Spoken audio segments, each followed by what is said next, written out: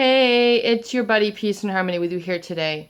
We're zooming in and focusing in on a great viewer question that we got in, and that was, why would a narcissist or a psychopath want me unstable? Why would they do this, talking about me behind my back, trying to smear campaign me, destroy me, see me hurt, see me unstable?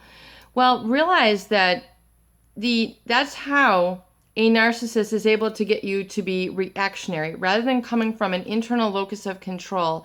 If they can get you to pounce, react, jump, act out of control, act, aggressive, then they can basically say, well, look, you're the one who's acting crazy. You're the one who has the problem. You're the one who's too sensitive. You're the one. You're the one. It all is a blame shift back on you. So they come out looking basically scot-free, like, they have nothing wrong with them. And again, the limelight is on them. And so you begin, clamoring back again for their love, affection, attention. Why would they create this instability in you? Why do they create this constant challenge or uncertainty? Because that is when they have you off base. If you can be off base, always, teetering back and forth. Are we in? Are we out? Am I okay? Am I pretty enough? Constantly, internalizing that internal critic. Am I lovable enough? Am I pretty enough? Am I, staying up late enough? Am I working hard enough? Do I have enough money? Do I have what it takes for this person? If they can constantly internalize that critic within you, they see you clamoring and working hard and being basically a source of supply. And realize that a narcissist will take energy and they will take your ego as their own ego. So in other words, because they don't really truly have an ego, they need to be the ego of others.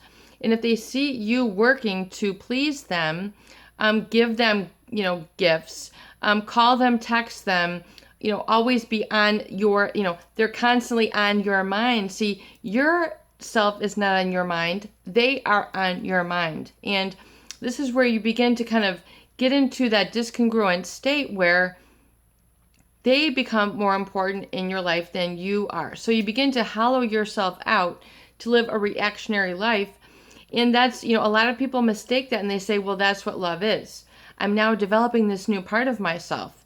Now I'm becoming, interested in ecology, or now I'm becoming vegan, or now I'm getting into, whatever it is that this person is now kind of, opening up within you. But what you don't see coming is that there's the devalue and discard coming. In other words, they see you taking on this second or third layer of life or personality for them, but they have no intention of being there for the long run. They will keep you in that unstable state. There is no having the real thing with them, because what they are giving you and showing you is just an ego persona. It's actually not a true ego. It's not a true I am.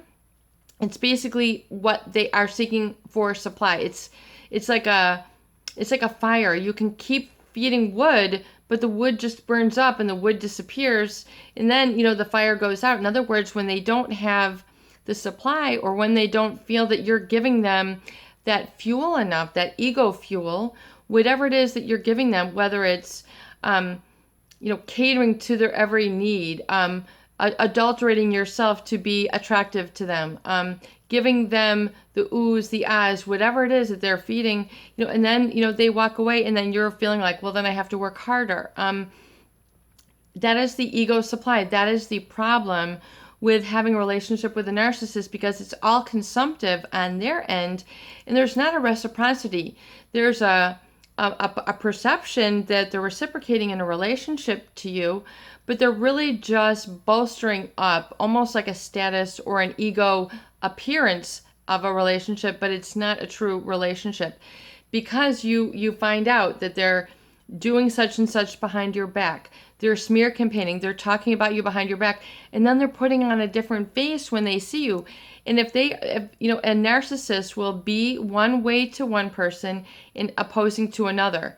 They are very much like a chameleon, a salamander, whatever those type of animals that will change colors based, they'll camouflage themselves. So they'll camouflage here to camouflage there, but they're not the same person underneath. The person underneath you really don't ever get to know. They might not ever feel or live that person until later in their life, and they realize that, they've had all these relationships, they've done all these movies, or they've done these different companies, and they feel very hollow and angry within. And it is that truth, which is they will oftentimes discover, later in life, or when they lose everything, that they need to then pay attention, and then they're realizing that they had hurt all these people, that they had, taken all this out of life, and that they have really truly have nothing to show, that everything is just an outer appearance, but they don't have that heart within that goes on. And so, this is really, they like you unstable because it keeps you always feeding in that narcissist supply and that narcissist ego, which is really anything but an I am. It's just a mask. It's a facade. They don't have the ability or the inner fortitude to really back it up.